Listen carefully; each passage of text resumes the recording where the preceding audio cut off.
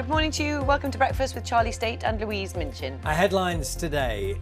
6 more months of coronavirus restrictions are outlined by Boris Johnson in a TV address to the nation.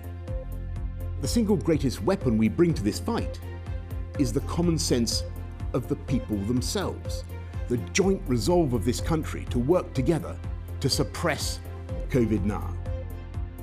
He calls for discipline and resolve and warns that if people don't follow the rules, tougher restrictions lie ahead. In Scotland, a ban on visiting other people's homes is brought in with immediate effect. What now for the future of sports clubs? With the news first revealed on this programme yesterday, fans may not be able to return to live events in England until at least the end of March next year.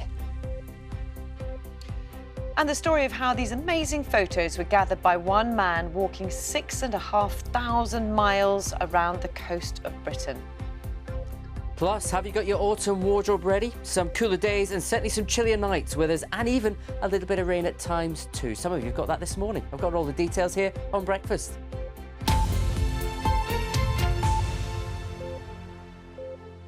Good morning. It's Wednesday, the 23rd of September. Our top story. Expect 6 more months of coronavirus restrictions. That was the message from Boris Johnson in a televised address to the nation. He outlined the reasons for bringing in new regulations for England and warned that if people don't follow them, even tighter rules lie ahead. Our political correspondent, Jonathan Blake, reports. A Prime Minister addressing the nation on television is not as rare as it was. But even during a pandemic, it's still a big moment.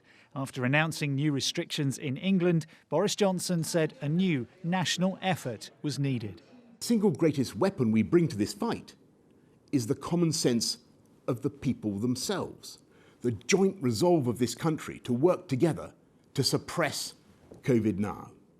And to those who say we don't need this stuff and we should leave people to take their own risks, I say these risks are not our own. The tragic reality of having COVID is that your mild cough can be someone else's death knell.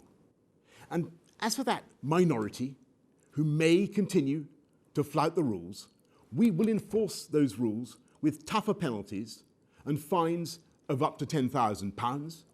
We will put more police out on the streets and use the army to backfill if necessary. Last orders will come earlier from now on for the next 6 months, perhaps, and a warning that further measures might be necessary. If people don't follow the rules we've set out, then we must reserve the right to go further. It's another blow for businesses already struggling. But stick with it for now, the Prime Minister urged, and better days lie ahead. Now is the time for us all to summon the discipline and the resolve and the spirit of togetherness that will carry us through. From Labour, backing for the new rules, but criticism of the government's response overall. It's right that these national restrictions have been announced, but we shouldn't have been here. If he had fixed the testing and tracing regime, if he hadn't let it descend into the mess that it's become, we could have avoided these restrictions today. New restrictions are coming to every part of the UK. All 4 leaders spoke directly to the public, Scotland going furthest at this point. I know that all of this has been incredibly tough, and 6 months on, it only gets tougher. But never forget that humanity has come through even bigger challenges than this one. And though it doesn't feel like it now, this virus will pass. With new rules will come a new test for the public's patience and for our leaders and their response to coronavirus. Jonathan Blake, BBC News. Well, let's get the very latest from our political correspondent, Jessica Parker. And we've already seen 6 months of restrictions. And what we heard last night from the Prime Minister, there could be another 6. I mean, and he's asking people very clearly to try and stick to the rules. Yeah, I mean, I think last night that direct message to people, a bit of a rallying cry, a call, as you say, urging people to stick to the rules and perhaps an effort to stiffen people's resolve, prepare them psychologically for what's to come. Because, as you say, it wasn't just what was announced yesterday, important though those measures are, but for how long they could last, that they could last for 6 months. I think spring is now the new Christmas in terms of what the government's trying to get us all to aim for. I think there was some early framing of the arguments that we could see play out if further restrictions do come down the line. And of course, certainly that isn't something Boris Johnson's ruling out. The Prime Minister basically saying, stick to the rules or else I might need to go further. What Labour have been saying actually is that these new restrictions and any further restrictions down the line, they will be the government's fault, the government's failure because of issues over things like testing. But I think last night, after all the choreography of a cabinet meeting and a Cobra emergency call and then the address to the House of Commons, an effort by all the leaders to create a national moment ahead of what could be a long march through winter. Jessica Parker, thank you. Are you ready? Are you ready? We need an incredible band to support us on our next tour. Little Miss Madness.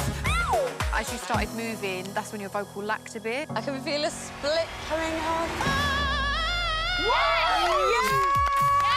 There could be a group forming now that is going to have the same experience that we had.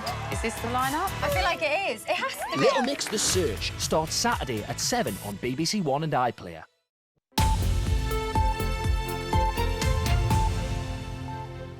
Hello, very good morning. You are watching Breakfast with Charlie State and Louise Minchin, and it's just after 7:30. 6 more months of coronavirus restrictions are on the way. That was the message from the Prime Minister last night. We can speak now to the Foreign Secretary, Dominic Raab. Very good morning to you. Thank you for your time this morning. Good morning. Those measures introduced last night, what evidence does the government have that the 10 p.m. curfew, which is one of the most significant elements of this, will make a difference? Well, there's no silver bullet, and we're trying to take the proportionate targeted measures which bank the progress we've made in tackling the virus and prevent this uptick from getting out of control. In terms of the 10 p.m. limit on bars, restaurants and other hospitality, that's one element. It's not a silver bullet, as I said, but we've got experience now from the lockdowns locally in the northeast, the northwest and the Midlands. We're surveying the practice internationally. So, for example, in Belgium, when they had an uptick in the virus, this was one of the measures that they took which helped them to get back control over the virus. So, as I said, there's no one single thing, but we do think, and I think intuitively people will understand, with the spread of the virus between younger people, and we know that compliance, which has been pretty good overwhelmingly by the public, but has frayed a little bit, and that becomes a challenge, I think, in bars and restaurants the longer you go into the evening, as people have had maybe 1 or 2 drinks.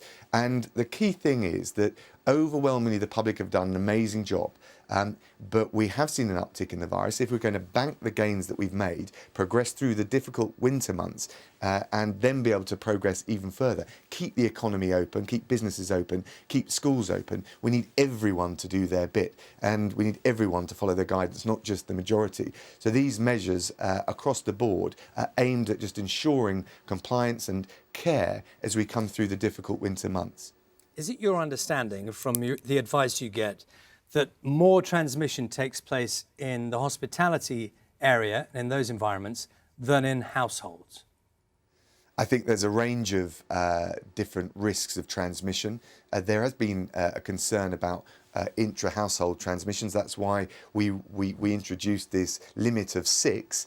So we've dealt with that as sensibly and as balanced as way as possible. We also know that there's increased transmission recently amongst young people, and we think that in the hospitality sector there is a particular risk in the way that I've described. But there's no one silver bullet, as I said. We've got a suite of measures. We are saying people should work from home where they can. If they can't, they should go back to work into the COVID secure workplace. We've increased the use of masks, for example, in taxis. And I think if we take all of those measures, and if everyone follows them, and no one thinks that somehow they're immune or that they don't have a role to play, if we all pull together as we did during the peak of the virus, we'll get through this. I'm very confident about that. We'll get to Christmas, not in a national lockdown, but with the economy, with schools open, with the social interaction that we all need as individuals, and then we can look forward in the new year to coming through this. Hopefully we've got a vaccine in sight, if not in place, or the testing in a position where we can really come through and actually get life more back to normal than we've been able to at the moment. Can we stick but with if we some of the don't take these practicalities measures for just now, a moment before we it will move be on to worse some of the other later. issues? If I may, just stick to some of the practicalities for a moment. Sure. At the moment in England, under the new restrictions, 6 different people from 6 different households could meet for 7 nights a week. They can just mingle at home. You go to Scotland, and the new regulations mean there is no household interaction. Now, those feel like such enormously different positions to take. Why do you think England should not go the way Scotland has gone? Well, look, there's always an evidence basis which we all look at. It's slightly different in the 4 parts of the UK, although actually, overwhelmingly, we've taken a pretty consistent and common approach. We recognise that the devolved administrations have the authority to decide things in a slightly different way. Overwhelmingly, you've pointed to one example, overwhelmingly, we've taken very similar measures. That feels to me like a very significant difference between 2 parts of the country, in an area where everyone seems to agree is a key driver of transmission within the household. I think you said that yourself. And yet, we have this huge divergence in this area within the household. Well, I'm not sure it is as huge as you suggest, but we had a situation where 2 households could mix. We've now introduced a limit of 6, so we have taken further measures to tighten, but that's not the only answer. And actually, if you look across the world, and particularly the countries that are regarded as performing particularly well, like Germany. Germany is just in Munich. They just introduced some additional measures that are not in place elsewhere. So you do see some variable geometry in the approach taken, even amongst the very best performing. And we recognise that the devolved administrations, based on their circumstances, may take a different view. But it is important to deal with the household risk, but also amongst young people in the hospitality sector. And we're looking at this in the round and taking a balanced measure. There'll always be the Goldilocks criticism, too much, too little. Even on my morning interview round this morning, I've had heard the criticism from across the board. We're taking a balanced, targeted and proportionate approach to stop ourselves or prevent ourselves having to take more drastic action, let alone a national lockdown later. That's the sensible approach that the government's taken. But the reality is that since the rule of 6, which was already in place, the government, Boris Johnson, actually didn't change anything in relation to the household, the household situation and the mix of people within the household. Changed nothing. He has. He just introduced. We introduced the limit of 6, well, that was done. Sorry, I'm talking about the new restrictions last night. Yes, but that was done relatively recently. We're not. I mean, you would be criticising us if, having introduced that, we on a knee-jerk basis went even further in the way you described. So we have introduced already. You're right to say that limit of 6. We're looking across the piece at all the other measures that we need to take, and the package is there to make sure we bear down on the virus and don't have to take even further, more drastic measures in future. As the Prime Minister said, a stitch in time saves 9. We want to make sure that as we go into Christmas, we've got the virus under control. We don't have the risk of a further national lockdown with all the impact on businesses, on families, on our society. And this is the targeted approach, weighing very carefully all the advice that we've had from the scientists that the government has taken. I'm just listening to what you're saying there. I think you just said we want to make sure we have the virus under control by Christmas. Is that what you just said? Look, we've come through the peak.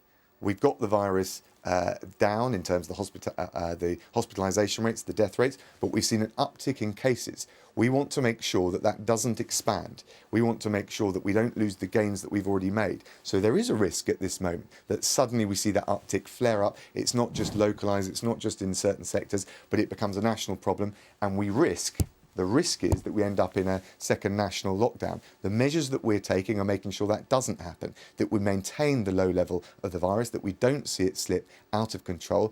And I think the public overwhelmingly back that. 78%, according to YouGov, back the measures we've taken. I know it's difficult. I know any new changes will create questions and concerns, particularly for the hospitality sector. But I think these are the right measures to prevent further harm, damage economically, socially, down the line. Boris Johnson has talked about a 6-month timeline here that we may be under these restrictions. You seem to be implying that there is a different time frame to do with Christmas, and many people will look back at those comments from Boris Johnson in which he said he hoped that we would be in a better position by Christmas. Is that still the government's view? Well, look, the Prime Minister's preparing people for the fact that we could well end up in the current mode for 6 months. But the truth is, if we're successful on the current measures, if everyone, not just the majority, but if everyone complies with the new guidance, the new rules, that's why we've had to increase some of the enforcement measures. If everyone complies with the rules, we've got a good chance of making progress. I think it's difficult to say with precision whether it would take 4, 5 or 6 months, but the truth is it will take several months. And so I think the Prime Minister is quite rightly preparing people that we now need to have some reinforced, some renewed focus. And overwhelmingly, the public have responded. Every time we've had to change the rules, whether the new restrictions have been put in place, but there have always been a small minority, or increasingly there's been a small minority, where the compliance is frayed. We need everyone to comply, everyone to follow the guidance. That's how we'll get through this, the difficult winter months, come through it beyond Christmas, and really have light at the end of the tunnel in getting properly back to normal. Can I ask you about one of the other comments from the Prime Minister last night, that he said in his speech that he would use the army to backfill. A lot of people have taken that to mean that the military could be used on the streets in some capacity. I think there's an obvious stark difference between what you just cited as what he said and the suggestion, and frankly some scaremongering from the Labour Party around this. The military have done the army have done a fantastic job getting the Nightingale hospitals up and running, delivering PPE, helping with delivering of testing, and as the police increase some of the enforcement in the way I described to make sure we've got consistent adherence and compliance with the guidance, that the army, the military, will be there to backfill, to free up any capacity that's needed. I don't think that's quite the suggestion from John Ashworth or others that they're going to be out patrolling the streets. Frankly, I don't think that's a particularly responsible message to be sending, given the plain words that you described and quoted from the Prime Minister. It's about backfilling. Always worth clarifying these things. Can I just also check with you in connection with the comments from the Governor of the Bank of England about possibly the suggestion that there should be some form of rethink over the furlough. Now, as people, as you're asking, should do the right thing, at the same time they're saying, is the government going to have a rethink on the furlough? So we've saved 12 million jobs through the furlough scheme, £160 billion of economic support to businesses. I think it's inevitable that the furlough scheme will come to an end in the way the Chancellor's described, but we've already taken the measures with the retention bonus, the kickstart scheme to protect jobs and to be able to transition. And of course, the Chancellor keeps all of these issues and all of these dimensions under review, and we're providing the maximum support we can in a targeted way to get jobs, to get businesses through this pandemic. And we've seen they've been very effective. I know from walking along the high streets in my constituency, the bounce back loans, the grants, the relief to business rates in retail, which has been particularly affected, they've been effective. Businesses have received that support. That's what's helped them keep afloat. That's what's helped keep jobs in place. And I know the Chancellor's monitoring all of that very carefully. Can I ask you, and this does relate to timeline because it's about people's plans and how they're going to work their lives. We spoke to the Scottish Government. They're saying officially they're going to have a 3-week review of where they are in relation to whether the measures taken are having an impact. What will be the procedure in terms of when you look for any changes? Yeah. We keep them in real time under review. So the reality is we're looking at the data constantly, day by day. We're seeing the impact of our measures, also where the virus is taking hold and whether there need to be particular localised measures. You can see that already, even actually before last night's announcement, with the localised action in the Midlands, the North East, the North West. And so we're eternally and consistently vigilant, and we do that day by day. So if there is no change within a week, within 2 weeks, should people be braced for change in those restrictions in that shorter time frame? Well, I can't predict in advance the precise contours of the of the virus, or indeed where it might take place. What I can say is by taking these measures now, we are confident that we can prevent more drastic action later, but only if people adhere to the guidance. There's a lot of variables at play. Overwhelmingly, as I said, the vast majority of people really followed the rules, but it's starting to fray that compliance at the edges, and we need everyone to comply with the guidance. Otherwise, there's a risk a very small minority can blow it for the vast majority, and that's where the key focus should be. And as I described, and you rightly asked, we'll just monitor that day by day, week by week, and we'll gauge, depending on the success with the new measures, the level of compliance, and what impact it has on the virus, what we do next.